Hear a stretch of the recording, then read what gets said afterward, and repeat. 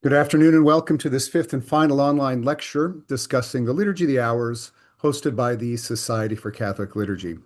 My name is Christopher Karstens and I serve on the board of the Society. Reminder that this session today is being recorded and a Q&A session will follow Monsignor's remarks. You should be able to locate a Q&A box at the bottom of your screen. Please enter your questions there. These online lectures serve in part to prepare us for our upcoming 2026 annual conference, held this year at Notre Dame Seminary, New Orleans on September 23rd through the 25th.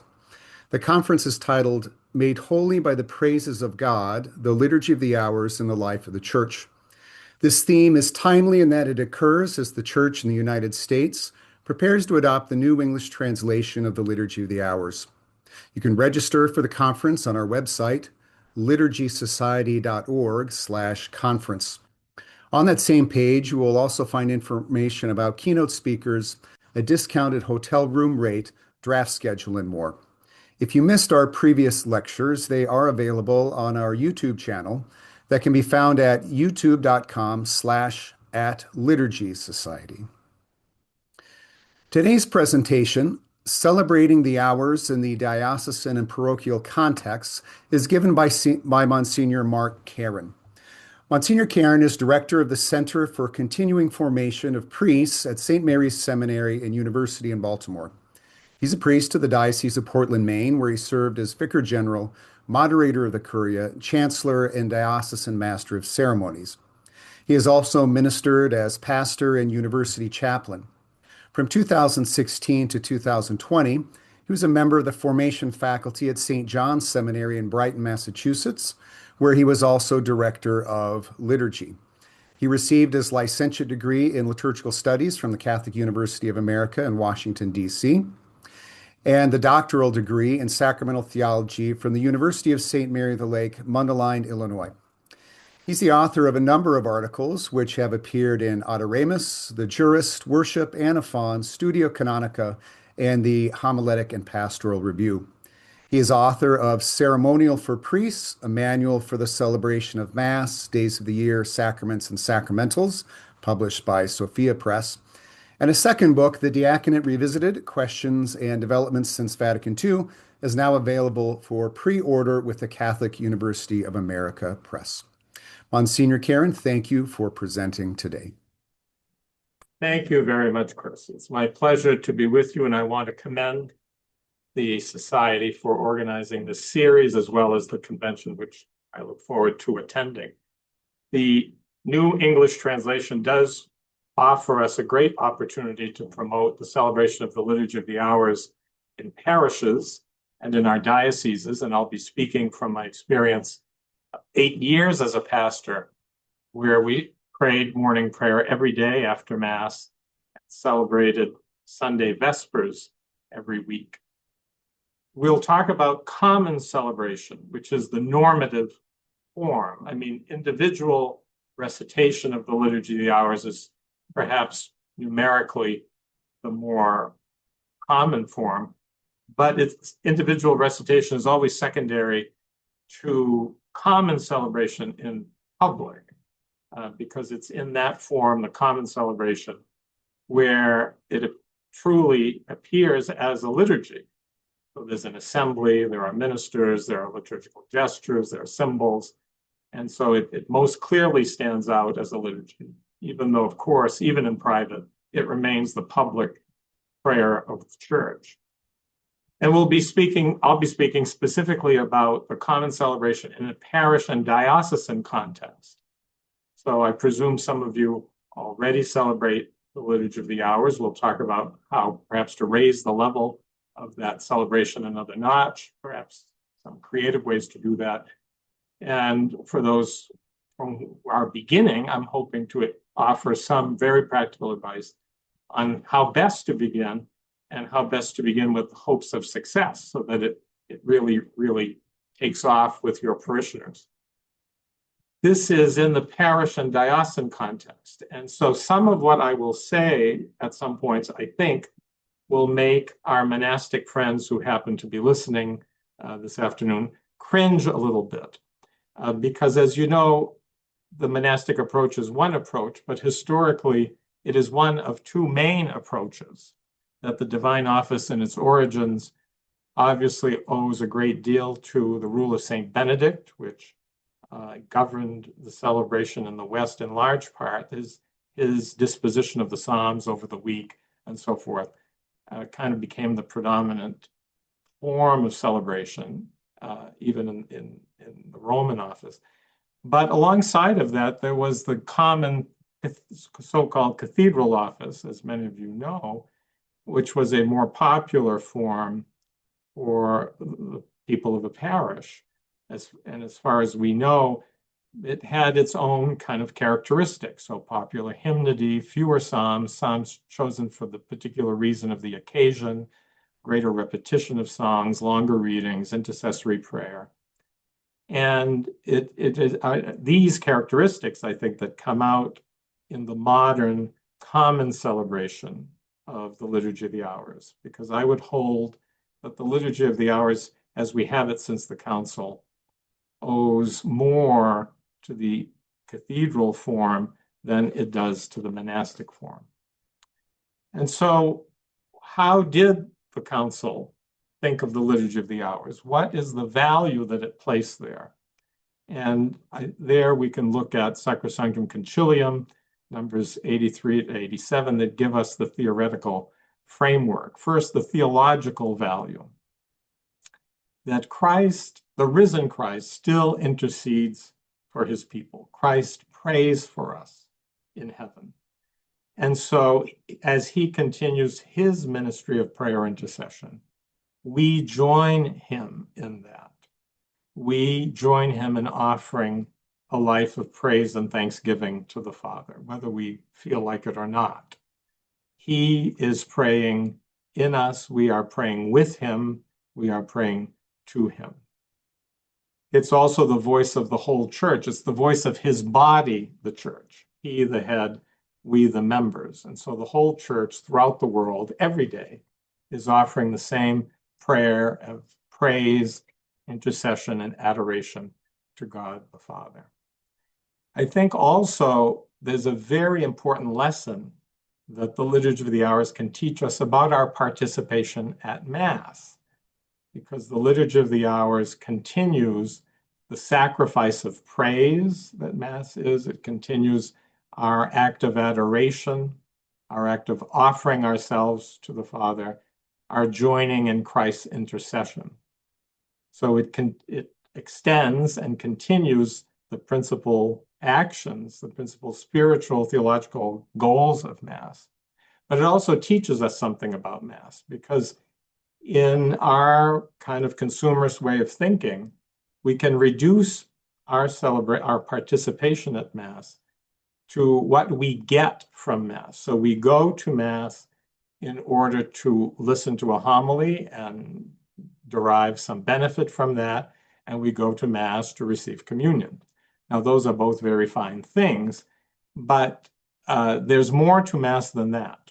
And our participation at Mass is not primarily what we get, but what we offer. We go to offer Christ's sacrifice with him to the Father.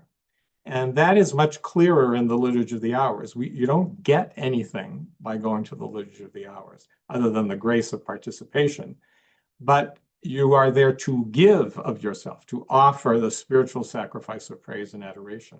And it is that same attitude that should guide us and inform our participation at Mass. So I think it's an important corrective to our what could be a consumerist approach to Mass. There's, of course, great spiritual value in the Liturgy of the Hours. We're using prayers that Jesus himself used. We know from the scriptures Jesus prayed the Psalms. These are the inspired words of God. And so God, as it were, loaning us the words for us to praise him, putting his words into our mouth, and so that we may praise him and thank him and adore him in a worthy manner. We can return to him the sacrifice of praise. In celebrating the Liturgy of the Hours, we're immersing ourselves in the scriptures. So we become what we eat, right? So we're constantly feeding on the scriptures, whether it's the Psalms, portions of the Old Testament, the New Testament, even the Gospels. And so that is the spiritual benefit that we draw from it. We're sanctifying the day. We're praying at certain times. That is the point of the Liturgy of the Hours. And the hinges, the two most important hours, what the general instruction on the Liturgy of the Hours calls the hinges, are morning and evening prayers. So most of my comments will be about morning and evening prayer to consecrate the beginning and the end of the day and to recall the various mysteries of God's saving work. So in the morning, in particular, we remember God's work of creation and the great work of the resurrection of Christ. In mid-afternoon, we recall his passion and death. In Compline, we recall our own facing death, that sleep, in a sense, is a metaphor for, etc. So we are giving a spiritual sense to the day and sanctifying time itself. We're not, in a sense, sanctifying bread and wine, but we're sanctifying time and the human activities that take place in time. This work of sanctification is a preparation for heaven. We're preparing ourselves, and we're, in a sense, rehearsing for offering unceasing praise to God in heaven. And so we're rehearsing for that in this life. And that view, that long view of our life with God in heaven is we call that to mind also in our celebration of the Liturgy of the Hours. Finally, there is pastoral value, that we're interceding for the needs of the world. Morning and evening prayer now include intercessions every day. And so we remember all those in need that are named in those intercessions. And often the Psalms themselves are intercessions for those in sickness or those in peril, suffering persecution, those who are ill, those who are facing death, that the Psalms themselves become a prayer of intercession. And so our participation in the Liturgy of the Hours fulfills the spiritual work of mercy, of praying for others, both the living and the dead. We unite ourselves to the Church in prayer throughout the whole world, so that as the world turns and as a new day dawns, as one day ends, in turn, we pass off the work of prayer to our brothers and sisters over the course of the day, so that throughout the day, the whole Church is continuously praying and fulfilling St. Paul's admonition to pray always. So that's why it's important to introduce people to the Liturgy of the Hours. If your community hasn't taken that step yet, this is a great opportunity. There was great interest at the time of the Council in revising the Liturgy of the Hours. There had been an effort in 1911, Pius X, to redistribute the Psalms to kind of simplify it.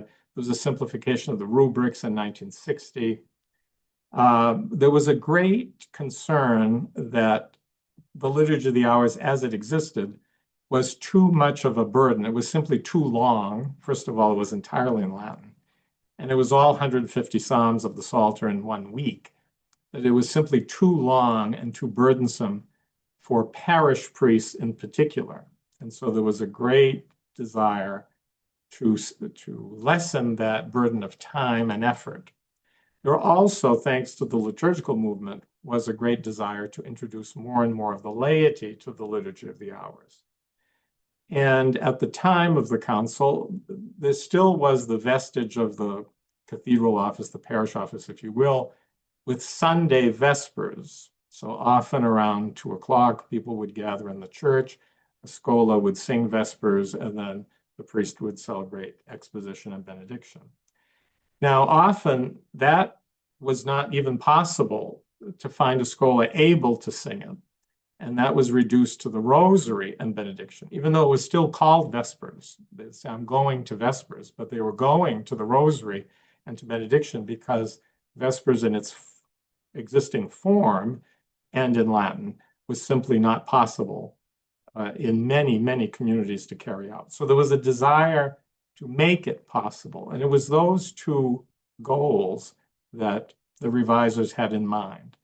to lessen the burden of the number of psalms at each office and in a given week, and to make it more possible for the faithful to participate in the Liturgy of the Hours, because Mass and the Liturgy of the Hours together are the primary prayer of each day, the primary sanctification of each day. So how did they propose to do that? So very quickly, Sacrosanctum Concilium, paragraph 90, the treasures of the Roman office are to be adapted so that others may profit from it more fully and easily. Again, the goal of simplification.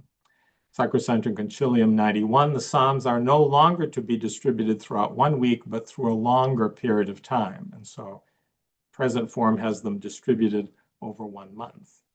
Sacrosanctum Concilium 92, readings from sacred scripture are to be arranged that the riches of the divine word may be easily acceptable in more abundant measure. And so somewhat longer readings, and New Testament canticles at evening prayer. Those were a new feature of the Liturgy of the Hours.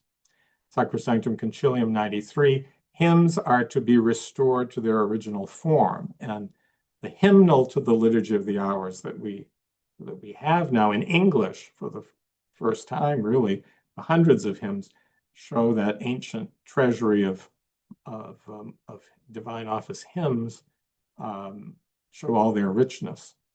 Sacrosanctum Concilium 99, it's fitting that whenever possible the office be sung. So the sung form does have priority, and we'll talk how to do that.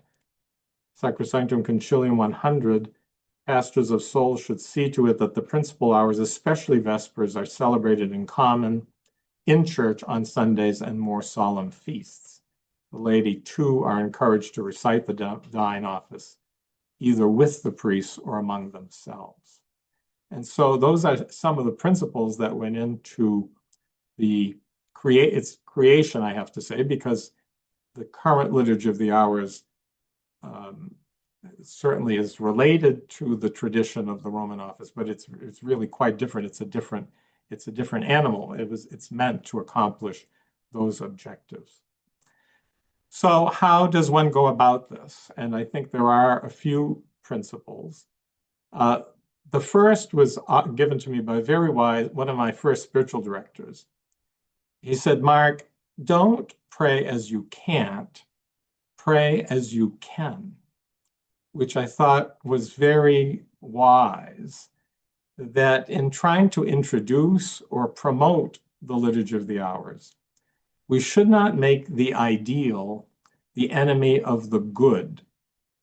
Often, we who are most involved have a certain ideal that we want to accomplish, and so we kind of start there, and it may be beyond what people can do, at least initially. But start by doing what you can, not by what you can't, and then keep improving what you're doing to get closer to the ideal. But it may be that you will have to live for some time with some compromises that you don't like in order to start. But I think the important thing is to start. Maybe at first you have to simplify more than you would like to, but do it in order to start. Make the kind of choices which allow people to participate as fully as possible in song, in word, in mind, and in heart. So that's my preliminary advice. But then there are certain principles, for example, the principle of progressive solemnity. So the general instruction on the Liturgy of the Hours, paragraph 271 and 273, talk about that. And we think of that principle primarily in terms of the level of importance of the day. Is the day a solemnity? Kind of the highest importance. Is it a feast, which is somewhat lesser? Is it a memorial? Is it a ferial day? But paragraph 273 points out that that's not the only criteria for progressive solemnity. It's also the capabilities of the gathered community. In other words, one obvious question is, do you have a singer or singers who can lead the gathered community? The place of celebration. Are you in a cathedral? Are you in a chapel? Are you in a meeting room? All of that affects what you can do, how much you can progress on the scale of solemnity. And so I don't think we should limit ourselves just to thinking about it in terms of the liturgical day, but in terms of the resources available and the circumstances in which we're praying the Liturgy of the Hours. Another factor is what do you pray from? So you need something in front of you because it's a celebration. It's based on the scriptures, so the word. And what will soon become available is the New English translation of the Liturgy of the Hours. So there's the full Liturgy of the Hours with the 5 occasions of prayer each day appear in 4 volumes. But often for morning and evening prayer, groups have used the equivalent of Christian prayer, which is morning and evening prayer and might have night prayer in it, or even shorter, the Christian prayer. Word on Fire, for example, publishes a subscription service for the Liturgy of the Hours. That really has very few hymns. It does have some, but it seems like it's more designated for private recitation, not public celebration. Whatever you choose to put in someone's hand, and these will become available as the translations are rolled out, it'd be very important to take note of what's in them, because for those who are beginning, what you put in their hand can be very confusing, because what they see on the page, some of what they see on the page, they are intended to speak. Some of what they see on the page, no one ever says. So for example, the title to the psalm, a psalm in time of persecution, or the scripture caption, if you will, before each psalm, a scriptural verse that gives it Christological meaning. Those are never spoken, but they're there. And again, for those who begin, that can be very confusing. Then there are other things that you're supposed to say that aren't there. So at the end of each psalm, we say, glory be to the Father and to the Son, but it's not there. Or at a certain point, we get to the Magnificat, my soul proclaims the greatness of the Lord, and it's not there. And so all of that can be very confusing to those who begin. If you're singing the Liturgy of the Hours, then it would be helpful if the printed version that you select has accent marks on the accented syllables. The previous editions did not have that. Other language editions did have the accent marks. And in fact, the British Breviary did have the accent marks. So if you're going to sing, that's very, very helpful. And then the book itself doesn't tell you how you're going to do that. And I'll mention that. But there's a lot that trying to find the printed resource that will be the most helpful to those who will be praying the office, especially if they're beginning. I think it's worth taking the time to look at multiple options. Of course, you could create your own. For example, if you're going to have Sunday night Vespers, St. Meinrad has morning and evening prayer for Sunday with musical notation. Of course, you have to respect copyright rules and so forth, but that's already done for you and is on their website. And then hymnals or musical versions. So I think the prime example of that is the Mundelein Psalter, where the psalms for each day are noted with the chant, with the musical notation. Now, that will have to be updated with the new English translation, and hopefully someone will take up that work, because the Mundelein Psalter is really the most useful resource for singing the divine office. But even the worship hymnal has a number of psalms, a lot of the psalms with musical notation, but it probably means that you'll be only able to do the psalms responsorially. In other words, with an antiphon, everybody answering with an antiphon. So how do we sing the Psalms? I think that the general instruction identifies three methods. One is rarely used. It's through compose. In other words, you sing the whole text from beginning to end with nothing. The problem is to do that, you often have to paraphrase the Psalms, and you don't really get the real Psalm. The other is responsorially, where cantor or cantors would sing stanza, everybody would answer with an antiphon, like we do for Mass, the responsorial Psalm of Mass. That takes a lot longer to do. That is the way that the invitatory must be done, generally is done. But that's possible, especially when one is beginning. But the most common way is antiphonally, that two parts of the congregation answer each other. One does one strophe, the other does the other strophe. That is not so easy for beginners either. They find that very disorienting because, of course, it's not marked which side reads when, and they find it disorienting. And in fact, our churches aren't set up for that. So monastic churches are, where the pews face each other. And so that dialogue, that reciprocal dialogue is clear in the building. Our churches are made to face forward. And so sitting on either side of the center aisle doesn't do the same thing. And so at first, that can be very confusing.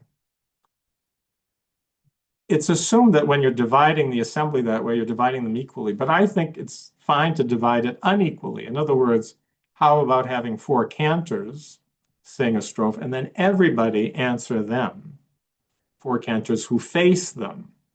Because the way our parish church is divided is not side by side, but it's nave versus sanctuary. That's the way it's divided. And so why don't you set yourselves up to sing that way? Let me move on to give you, because I want to leave time for questions, to give you some examples from the experience of my parish and of the diocese on how we accomplish this. So first I would say, I was very fortunate when I arrived in the parish. There had already been a 20-year tradition of praying morning prayer after Mass. There was a previous custom, a very strong custom of praying the rosary before Mass. And so my predecessors very wisely decided not to displace that. Let that continue as it is, then the celebration of Mass, and then after Mass, add the common celebration of morning prayer. That was done with the priest following Mass, so the priest sitting with them, and 2 choirs sitting on either side of the center aisle, but it means people have to move because you must, if you're going to sing, recite or sing antiphonally like that, you must sit together. And they were very successful at getting people to, once Mass was over, get up from wherever they sat for Mass and come forward and sit together in the front, side by side, each side of the center aisle. Because otherwise it just doesn't work. Whether you're reciting or singing, you can't have people spread out all over the place. Now, it began with simply singing a hymn, a cappella, and that's kind of the way it stayed. And when I became the pastor, we added, they would use Christian daily prayer, so morning and evening prayer from Catholic Book Publishing. You have to have books available if you want people. Most people want to buy their own book, but if you're going to begin and you're going to get new people, you have to have some books available. And when I became pastor, we added singing morning prayer after Mass on solemnities and feasts of the Lord, not all feasts, but feasts of the Lord. And I could do that because we had a very fine music director on staff who was full-time. And so that solemnities and feasts of the Lord are always Sunday Psalms of week 1. And so we made up a little sheet, and we use the Mundaline tones to sing them, to sing a cappella with 2 choirs. Again, they were used to reciting in 2 choirs, so we sang in 2 choirs, 1 cantor on each side. But again, together, people would get up out of their seats and they gather together in order to sing it. I sing the hymn, the Psalms, and the Benedictus. For those occasions, I would vest in stolen cope, sit in the chair, and I would sing the introduction, Our Father, Collect, Blessing, Dismissal. We didn't use incense, but it was a step up from simply a cappella singing of the hymn. And of course, the hymn for morning prayer would change, but the Psalms really didn't change. And that's also, I think, a key to making singing the divine office work. Not much change, especially in the way the Psalms are sung and in the musical settings that one adopts. We also began to sing Sunday Vespers and also include exposition and benediction.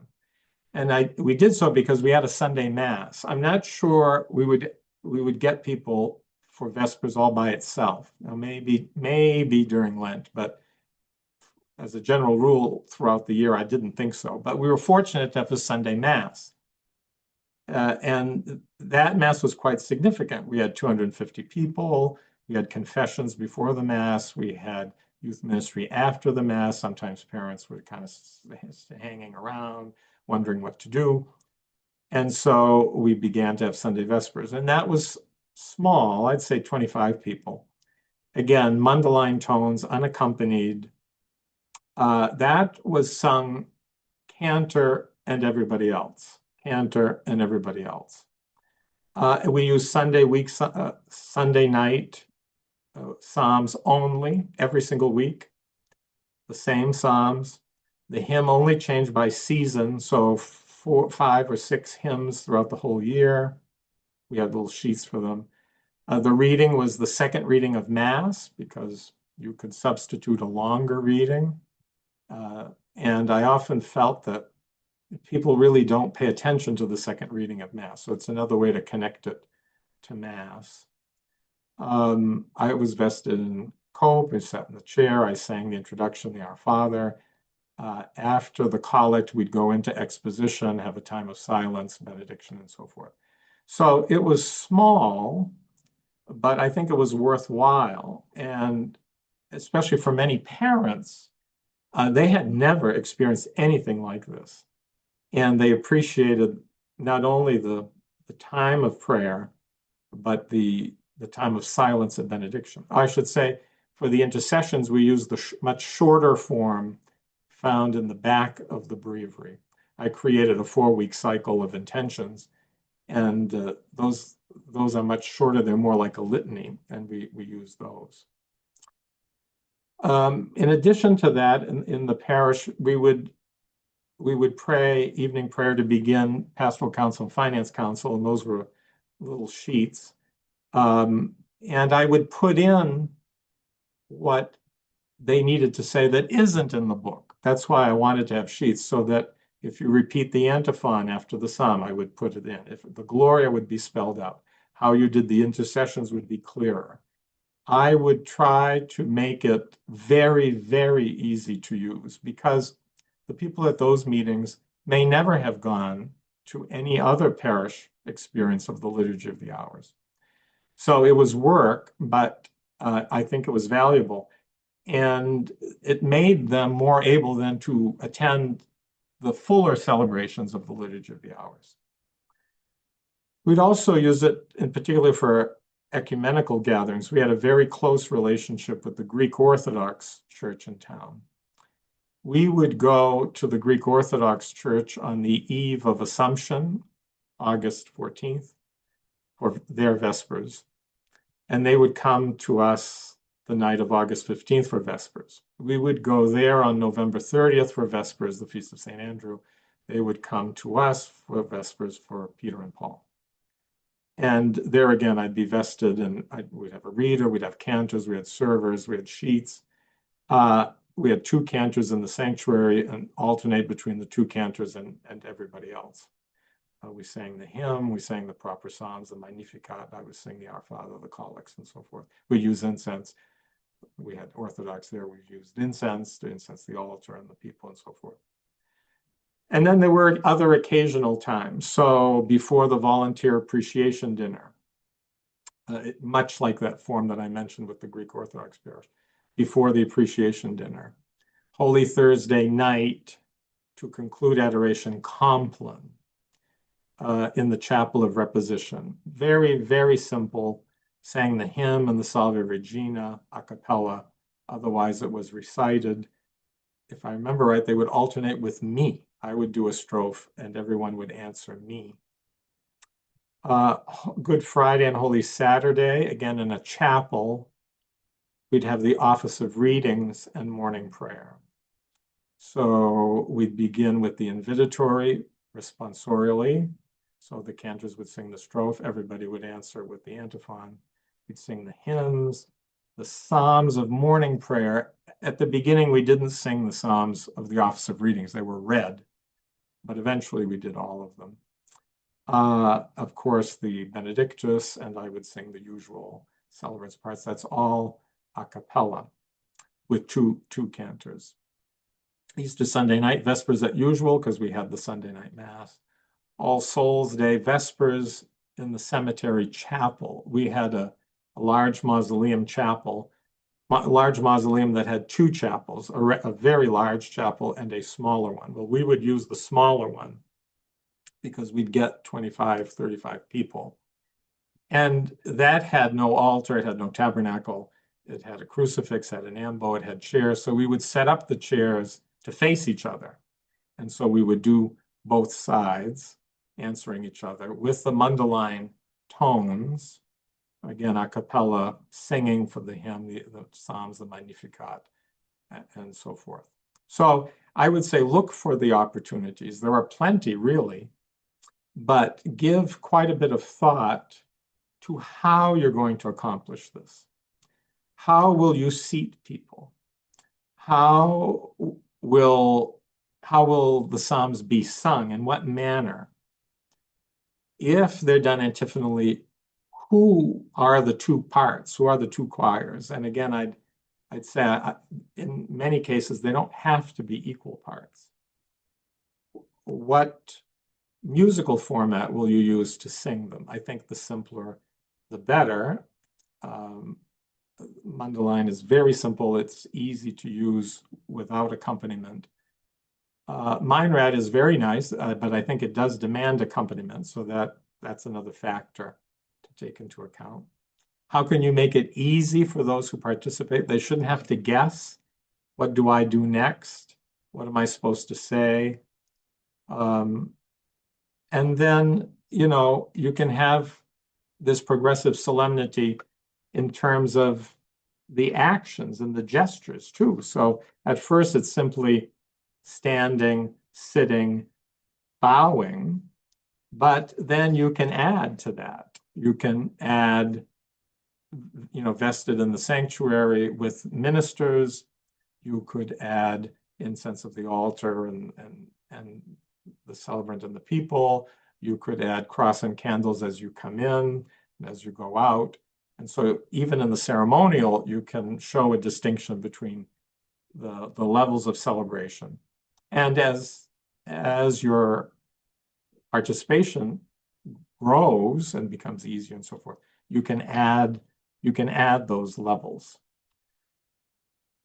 So just brief word about the diocesan context, because some of you may have diocesan responsibilities.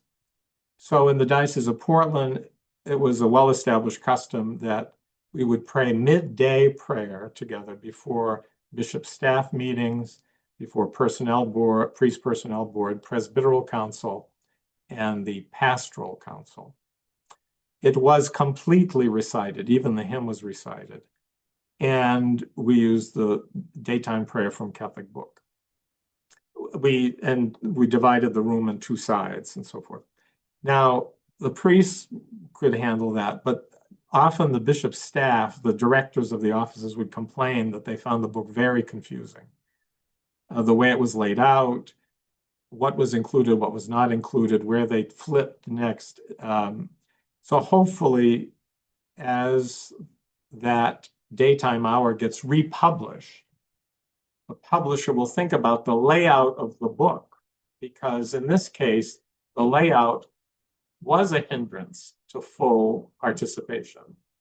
It's counterintuitive the way it's laid out. It's logical, but it's not easy to use because it doesn't make sense, obviously. At our priest convocation, we'd have morning prayer and evening prayer every day of the week. We're there for 5 days. We have Mass and morning prayer and evening prayer. And there we would sing the hymn and the gospel canticle to the Meinrad tone and alternating sides. You know, some dioceses sing much more than that at their convocations. And then the occasional uses. So at the cathedral, Office of Readings and Morning Prayer, Good Friday and Holy Saturday. Now there, in order to gather people, we set up chairs facing each other in the sanctuary of the cathedral. We have a very, very large sanctuary because the church was built as a cathedral. And so we celebrated Office of Readings and Morning Prayer those 2 days in the sanctuary. The bishop vested and seated at his cathedra, those present seated in the chairs, the cantors also with us in the sanctuary, entirely a cappella. 4 cantors that we would alternate with. They would sing a strophe, we would sing a strophe. Use the Meinrad tones. Obviously, we'd sing the invitatory responsorially, but the hymns, the psalms, the Benedictus, none of the bishops we had sang, so the rest, their parts were recited, but it was chanted. Other occasions relating to the life of the bishop before the installation of a bishop, vespers, the farewell to a bishop, the retirement of a bishop, the wake for a deceased bishop. Those were vespers where really everything was sung.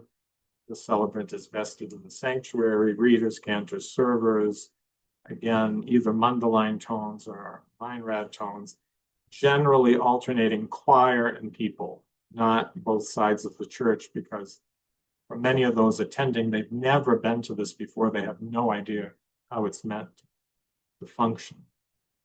Now, all of that is a lot of work, and it does take someone at the diocesan level who is going to make the right choices about how we'll proceed, how will people be seated, what musical setting will we use, who will do the singing, is it accompanied, is it unaccompanied, how are the psalms going to be sung, what kind of ceremonial is possible.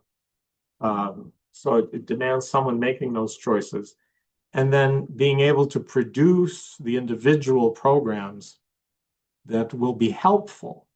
And so that are very, very clear when to sit, when to stand, when to bow, when to make the sign of the cross, what parts are repeated, everything that has to be said by people, not necessarily everything that they hear. For example, the readings might not be, but everything that they have to do, it has to be very, very clear, because despite the 50 years that have elapsed since the publication of the Liturgy of the Hours, it is still rather foreign to most people.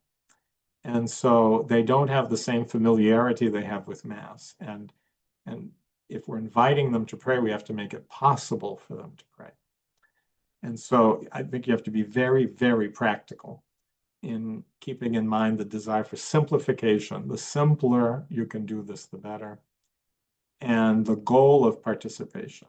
How can you set this up so that you maximize the possibility of participating in song, in silence, with mind and heart? And so I think I'll leave it at that, and I'm happy to respond to questions you may have. Thanks very much, Monsignor Caron. One question that's come from a participant that perhaps you can speak to is that he's in a bilingual and perhaps trilingual parish. Do you have any experience or insights for addressing a situation like that? Yeah, I don't have any experience with that. And the closest would be here in the seminary, where there are times when we'll sing the Benedictus or the Magnificat in Latin. But of course, that's presuming that, all of our students study Latin, so that's all fine. I think it does make a difference whether the people present know each other's language or don't know each other's language. I do think you have to maintain some kind of unity, so I don't think it's a good idea to use multiple languages in the same psalm, where the refrain might be in one language and the strophe are in the other. And I just don't think that's a good idea. That's an opinion. You can take it or leave it. I think I would alternate. I think I would do one psalm in one language. I would do the second psalm in the other language. I would do the canticle in the other language. I think I would keep alternating rather than mixing languages. Same thing with the intercessions. There's nothing deadlier than everything being repeated in three languages. So you pray for the dead in one language, you pray for the dead in the second language, you pray for the dead. It's awful. But you could alternate the languages there. But I wouldn't mix. I don't think I would mix them within a unit. I just think that's very disruptive, and you just have to know that not everybody's going to know everything that's going on all the time. Now, you can always print a translation in different print next to it so people can kind of follow. That's more work, but it's more helpful. And so I think those would be my recommendations. Can I add on to that question? One participant asked about Latin in the Liturgy of the Hours. It appears there's a greater openness to Latin in the post-conciliar Mass. Would it just I don't have any strong feelings again, it depends on participation. Is it going to help? Can you get people to actually sing it? They may be perfectly capable of it. Well, then fine. Or you might be able to get people to the point of singing it. I never did in the parish. I didn't think they'd be up to it. I didn't think they'd be able to. On the other hand, benediction, exposition first, adoration, silent adoration, exposition followed evening prayer. There we always sang in Latin. We always sang O Salutaris. We always sang Tantum Ergo, and they knew it by heart. They didn't even need anything. So to me, it's not really the question of either or, but can they participate, or can you get them to the point of participating? Okay, very good. There's one participant asks about combining Mass and one of the hours, which is a provision. Do you find that a helpful introduction to the laity to the Liturgy of the Hours, or no? No.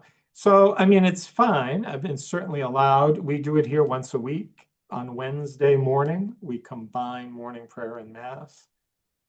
I know monasteries that might do it one day a week. It's not really traditional. The Ambrosian rite has a form of Mass inter vesperas for the eve of big feasts, and I think that's kind of where the idea came from. So if you could do it at evening prayer, why can't you do it at morning prayer? But it's not really in our tradition. And then what it means is no one will really know how to pray morning prayer because so much of it is left out and it's chopped up, right? You kind of have Psalms, and then later on you get to the intercessions, and then later on you get to the Benedictus, let's say. So nobody really knows how to do morning prayer. So I think it's fine in communities that pray morning prayer and pray Mass, and on certain days for practical reasons, which is our issue, our class schedule begins earlier on that day. For practical reasons, for some monasteries on Saturday, that's a practical reason too, to keep a bigger block of time free. But as a general rule, no, I think it's a bad idea because nobody really ever knows how to do morning prayer as it exists, not as the exception exists. Okay, thank you. In the appendix to the Liturgy of the Hours, there's this thing called Canticles and Gospel Readings for Vigils. Yeah. And this is something that I admit I'm not terribly familiar with. Yeah. Is this something that pastors should be looking at as a way to introduce the hours to a parish? Yeah, it's meant to extend the office of readings. So the only time we did it this extended form of the Office of Readings was Christmas Eve in the rectory. I had a very large rectory. I had 7 priests living in the house. Hmm. And the ceremonial says that you should celebrate the Office of Readings before midnight mass. But I didn't think it was practical to do that with people. So we, the priests, did together. So you have the hymn, you have psalms, you have the scripture reading. There's also a response ad dubium. You could add more psalms and then the second reading, the patristic reading. And then you add the canticles and a gospel and the Te Deum and so forth. So we did it in the house. We would sing the hymn, but then recite everything else. And those added canticles are a historic feature of matins on Sundays and solemnities and feasts. And so, but it's meant to extend the Office of Readings. Because of course the Office of Readings formerly was what we called matins, was much, much longer. It was no less than 9 psalms and not psalms divided up, the whole psalms. Sometimes it was 12 psalms, it could be even more. So it's a holdover from that. And I don't, other than the Office of Readings and morning prayer on Good Friday and Holy Saturday, I don't know of opportunities for the Office of Readings in the parish. I think it's limited. On that score, about Tenebrae, this seems to be much more popular now than it was even in recent history. It's sort of exceptional in its own way too, but is this Well, something that pastors should be considering? yeah, I mean, Tenebrae was matins anticipated, right? It was matins anticipated. Everything wound up getting anticipated the day, early, the day before type of thing. So, but it was all these multiple psalms and readings, and you'd extinguish the candles and so forth. So, I think if someone wants to celebrate the Office of Readings in the manner of the celebration of Tenebrae, that's fine. We did that at St. John's Seminary, but on Good Friday and Holy Saturday. So, the Office of Readings was extended. We began early, so it was kind of in darkness and, that kind of thing. So I wouldn't restore it the way it was because it was out of whack with the time. But I think there's a perfectly reasonable way to celebrate the Office of Readings, kind of extended, early in the morning of Good Friday and Saturday, that approximates or that kind of reaches the objectives of what Tenebrae used to do.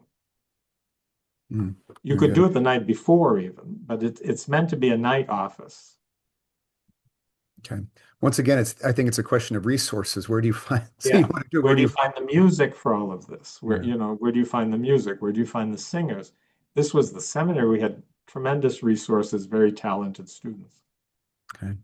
Another question, I'm going to try do justice in summarizing this. It has to do with, on the one hand, there's a simplification in the current office from the pre-conciliar office, but there's so many more options. Yes. If you could just, and you commented on that before, keep it simple, pick Don't evenings where, change the way you do things. Adopt a method. So, for example, there are these different ways of doing the Psalms.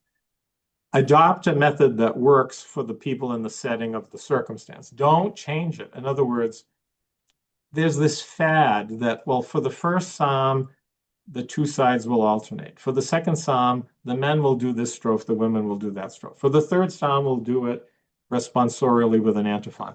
Don't do that. Adopt a method, stick to the method, be consistent. Adopt a musical setting, stick to that musical setting, be consistent. Same thing with the intercessions. I mean, I favor the shorter intercessions for Vespers, which are in the back of the book, they're in the appendix, simply because they're simpler. They're much, much simpler and less confusing. They're more obvious in the way you use them.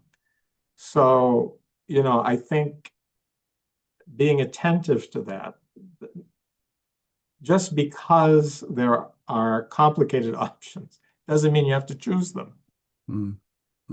Okay, very good. Maybe as a final question, you've given us great advice and practical things on beginning this, but especially speaking from your experience, what were some of the fruits you saw of praying this in the parish? Well, I think it did help people develop their life of prayer because if you're coming to this, you're not getting anything. It's obviously you're getting grace, but I mean, you're not getting any. I'm not getting a host. I'm not getting information in a homily. I am simply there to praise God because God deserves to be praised. And so I think it began to form their life of prayer that way, that they see their whole life as an offering of praise to God. I think, again, on occasion, combining it with benediction, exposition, benediction is a good thing. I prefer doing evening prayer, then having exposition, silence for a time, and benediction, rather than exposition in the presence of the. I think if you're doing 40 hours, having the Liturgy of the Hours during the course of that is fine, but otherwise I think it's better to keep them separate. But I think having exposition connected to it is also good because it stresses the value of silence, and it connects it to Mass, that the Liturgy of the Hours has an intimate connection to Mass. And I think people began to see that too, especially when they'd hear texts from Mass, Mhm. like the gospel antiphons on Sundays relate to the Sunday gospel. Mhm. Okay. All right. Very good. Well, on behalf of the Board of Directors and the entire Society for Catholic Liturgy, I'd like to thank you, Monsignor Caron, for your presentation this afternoon. As a reminder, these online lectures on the Liturgy of the Hours lead up to our annual conference on the same topic to be held this September. Conference registration is now open at liturgysociety.org/conference. Please visit the website of the Society for Catholic Liturgy, liturgysociety.org, for information about the conference, about membership in the Society. This concludes our 2026 online lecture series, and we thank you all for joining us. We hope that the 5 lectures deepening the understanding of the Church's divine office will bear good fruit. Thank you all, and God bless you.